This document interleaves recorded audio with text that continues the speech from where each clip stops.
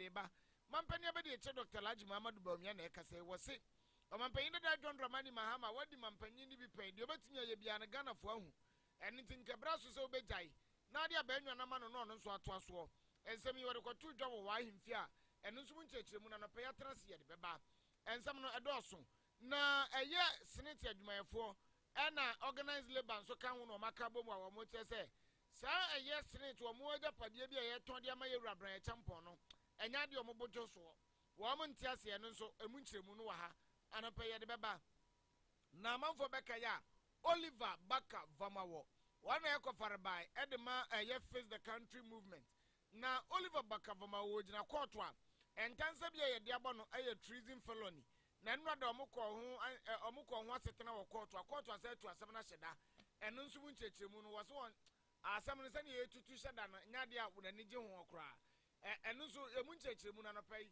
ya tenase a ye de beba ensem no de ni nyina anie abusuapani na se mo se ne madi nkaka na se Peter Tentative fidie na chi fasida PSM Bonsex Standard School Bonsex Term Education was for abane brai na eho no ya kire ne book mu enwoma no na ye se kire ne nsa no de wo de ne nsa be ye bibie no no ankasa timi de bobra okọ Bonsex Standard School a de ye nkoda na ye ni bi eye automatic hand wash automatic dustbin traffic light robot cars ni nyina no wo mo aye bi eye Bonsex nko ana sesi an boasia wo mo agya tumu a wo mo kire sa anema no MTN office na kire wa o mangwase ya friend 0242 539 747 0242 539 747 and pa me din dia sirfidi share ofo nana kwame mafo me na me bekenkan sam no na me de amamo yensan sam na se de mampani ya be de che Dr. Laji Muhammad Bawumia me no ka sei no wodnani akyerebu ewa tifido mantamu na wa ahimfie na ro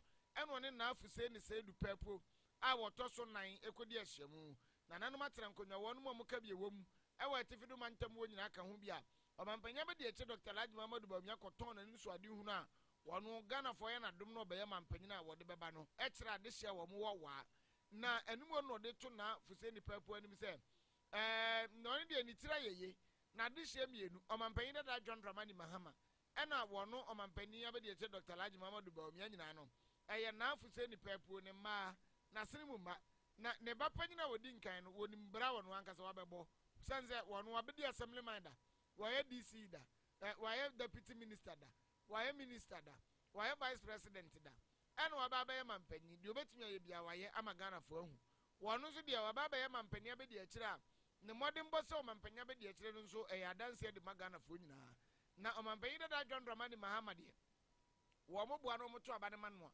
emfie na epe no wababa abedie na mampanyina nkasa nso di nka kasa mfie nan de enipa bibre bia ni Ghana ha obetimi edi mfie nan ayem puntudwuma bia eno nti obesere nanamo ene nananom atrankodwa ne mpanimfo mo wo ase wo mfo mutumi ni ma no na wo mfa ne nyama mpanyi no mo de nyama mpanyi won de wo mfinhia nwotwe da nanimu a empuntudwuma ne nsekere ya wodo bia no ade hye wo mo atefido mantamu hia no wo betimi ede aba mampany abede che Dr. Laji Muhammad Bawumia nsem no eni myself and my main opponent are all your children. We are both from the north. And, you know, he is being president before. I haven't been president before. So I've told him that he's my senior brother. He should have patience and wait for me to also become president of this country. So that I will be able to be president for 8 years. And he can only be president for 4 years. So if the presidency is coming home, then we should have it for 8 years rather than 4 years. So I've asked him to exercise some patience. So, but on a very, very important note, I have many ideas that I want to implement. I want to focus a lot on farming and how we can help the farmers of our country. Agriculture is my #1 priority. Extending agriculture, bringing irrigation, bringing technology to bear. And that is something I want to help with. Our healthcare, our education of our children at the basic level and beyond, and technical training. All of these and also our infrastructure. We have a lot to do. But I believe that so far our government has done quite a bit, even if we haven't done everything. We've done quite a bit in the Upper West region, in the Wala traditional area.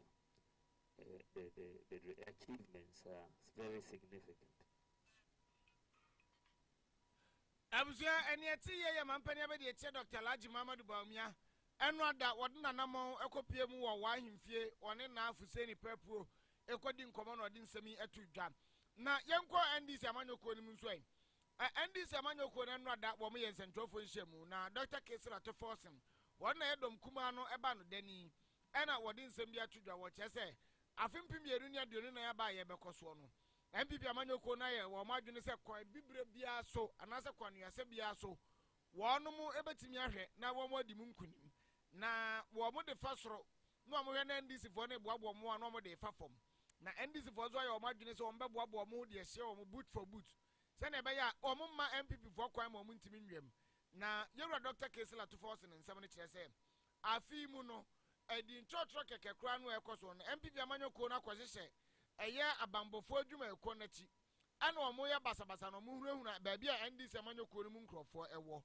na ensem no nkire mu nyina ne se MPP amanyoko na sesa MPP adehye police station executives ahodo any constituency executives ahodo ana soja adwuma ne police adwuma no wo mo de omo awurawuram na wo mo de omo hwe omo sa hwene ani bon ye bre na Ghana for NDC adum na 2024 mo to abare de ma wo mo a afeni afa mo posi dwuma mu nyina no mo be sa ba fie zanza nya kwan pa ene fa so a ye de mo kogu aye posi dwuma nim na kwan ya MPP amanyoko ya afa so no mo fu mama ya japade fa na o ma adwuma ye se Ghana for nyina ye de ma mo de ma wo nko a party ma no eya de a NDC amanyoko ne Ghana for bebre no abonyo so kra Dr. Kesila to force in nsem understanding the fact that the minority raised serious concerns about the criteria adopted by the NPP government to recruit personnel into the security services. It has persisted in taking additional steps in the last few days that we have seen. The NDC minority can authoritatively state that not long ago, the NPP government again has illegally and fraudulently given out 30 slots to all MPP parliamentary candidates across the country for the recruitment into the security services, namely Ghana Police Service, 2, the Immigration Service, 3, the Fire Service, 4, the Ghana Army, 5, the Ghana Navy, and 6, the Ghana Air Force. 30 slots to each parliamentary candidate of the NPP. The recruitment of the NPP foot soldiers into the security services, especially in this election year, is a calculated attempt to compromise the elections, given that the loyalty of the new recruits in the event that they are deployed will be to the ruling MPP and not to the state, as it is required for all security personnel. The murder of the 8 innocent Ghanaians during the 2020 presidential elections and parliamentary elections by the MPP party hooligans marks as security personnel is still fresh on our minds. These needless deaths as a result of the infiltration of our security services by such NPP thugs and hoodlums who were recruited into the security services. The blood of those whose lives were unlawfully and violently taken by the NPP thugs is in security uniforms will continue to be in the hands of this government. Ladies and gentlemen, it is unacceptable that the government continues to put cheap partisan considerations ahead of the overall peace, security, and stability of our country in the run-up to the 2024 election. I was Dr. Kesila to Forsen or Yadom Kumano Bano Denny, one and I didn't send a true job. And upon second Cassia higher time at your cruise actually from Crocas of so. I bought a year quarter walk on in Chairman no one and young Quenim. Now, organized labor, and yet you may for one I was in it, and Swakasa. Was an answer a baby told just hotel to be a ya bind ya. Senate for the show woman's our Ghana Hano. I dare say, or Mopaz or Moshes, a woman or Motomo, how much you more do, yeah. Now, Enkrata, some be Coswa.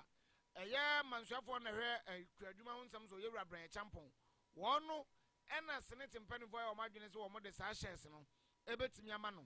na enumu no na organized labor any senator adwumayefo bi omo waye nsentwofo nhye mo tia se enya de ombeti ase emeye de saa de no e de ma yewrabra champonda na wo mo nsem omo ka nyina ne se eye Ghana adwumayefo aye nyina ye wa ha ena ya tete ye nkakra sempo kapre se be ya dachi bi ye kwa homegye mu a ye beti enya bibie ne de akwa na se ebre bi aduru na se ye ne ye sika ya tete ye de ya japade ne ye ton a anase ye de etefa bi komo obi so o manage a e wazanka adwumayefo nkabo mu ko organize labor mu nyina aka ho bi ansa na eye eniano no atimi adi mu anase agina brane na empanifo ba akum yenum yense bintimi nkohye ba bi no am nkeka so o makoton ade no e de amani pa ba akopɛ wa bla ye Ghana adwumayefo nyina na ye nyina ye sika ne ye de ayese ajapade no na wo mo nsɛm wo mo ka ne kyerɛ sɛ wo mo de asɛm na wo ayi mpanifo ne ka so wo mo de bɛma bra champion no wo mo kwansidie wo mo ntiase ne na wo mo atiase ɔkyena Dr. Yaban eye panyi kwankyerɛfo a ono order trade union congress ano ono ena ne nsɛntwɛfo kasai omo to board no for say saa de na e koso esan ne ma bi omo hu wo mo nti no omo ntwa so and so ebesi ne kwa na e koso ya ye hu se aba edwom ya obi e ka ho asem na yehia mu no ye de to minister ojina ho ma pension ono aso no ojina ho ma employment and labor relations ye de to nanim say animoni mu ya on country board say sa de na ekoso omutaso na ye ntra ho ma senate board approve say yenton Senate hotels and farmer survey minister. They give him say enye. Now who will cross? I don't cook now. Move boy hotels. And enye come papa so. Enti sir, isemi America children. The Abubuwan Tofa and the Akoma Minister for Employment.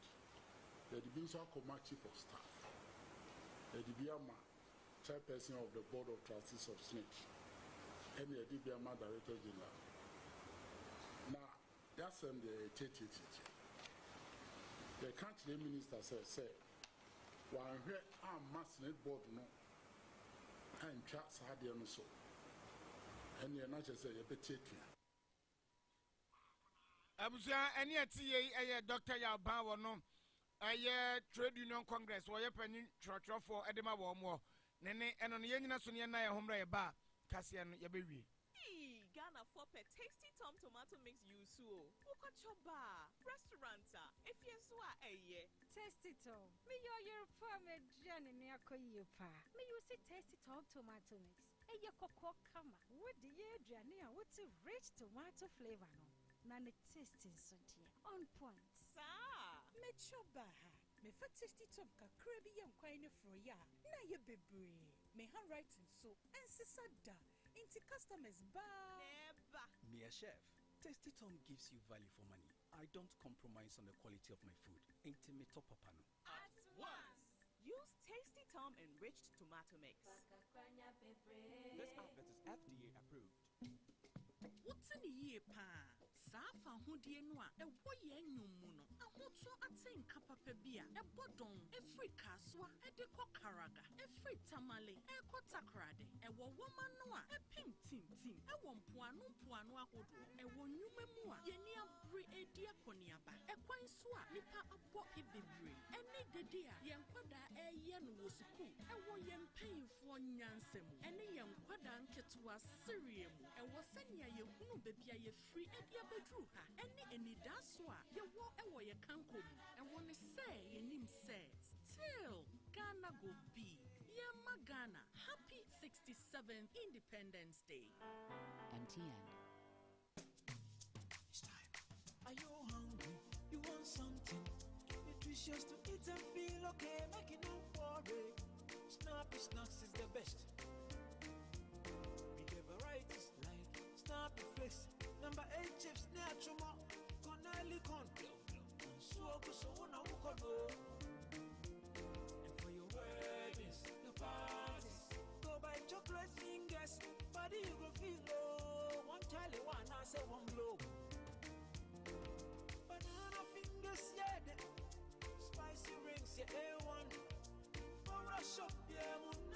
to be caught on. Boys, was the same, yeah, feeling. Girls, was the same, yeah, feeling. Me no penny for you know, so my feeling, yo. Number 18, yeah. Seafood rings, yeah. Number 8, touch my yeah. And yeah, chocolate fingers, yeah. Snappy snacks, yeah. Corneli, yeah. And yeah, Food Tech, feel the crunch.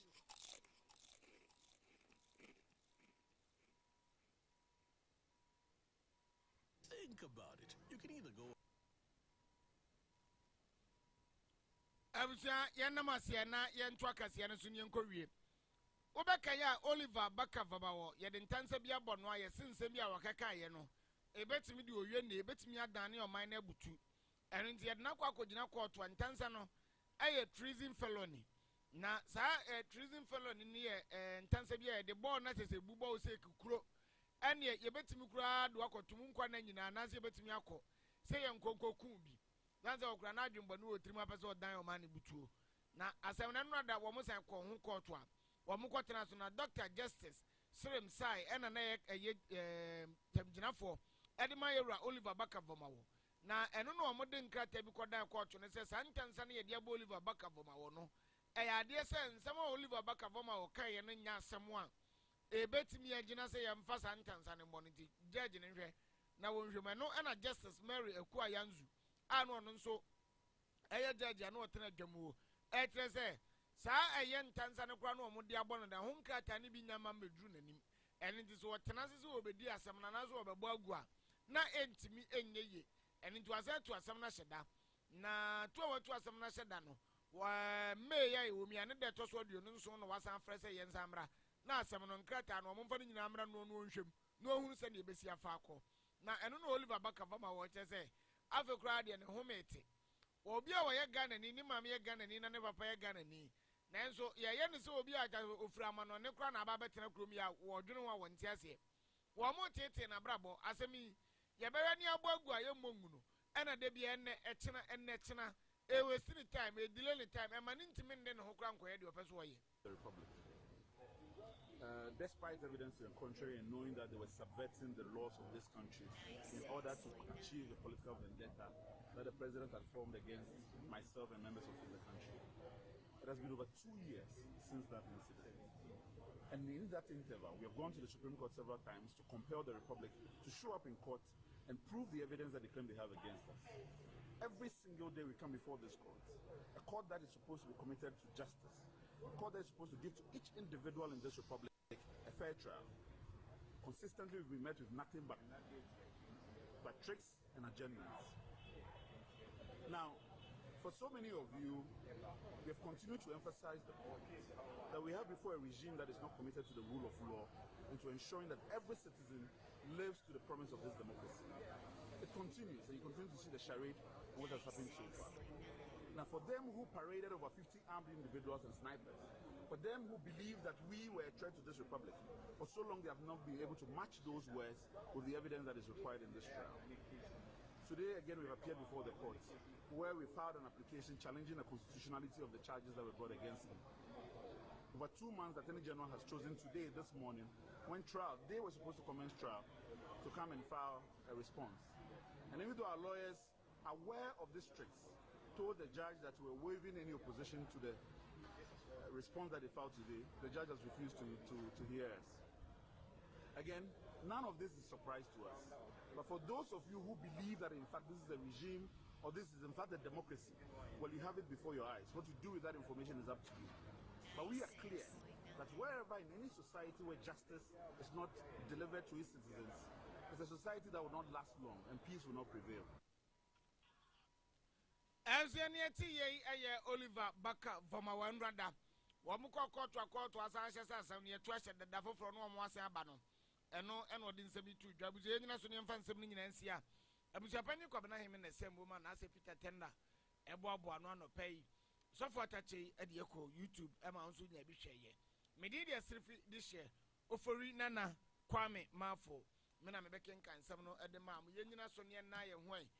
Na ene brada yɛmfa time on show. Emra meto amaso. Think about it. You can either go out to watch one game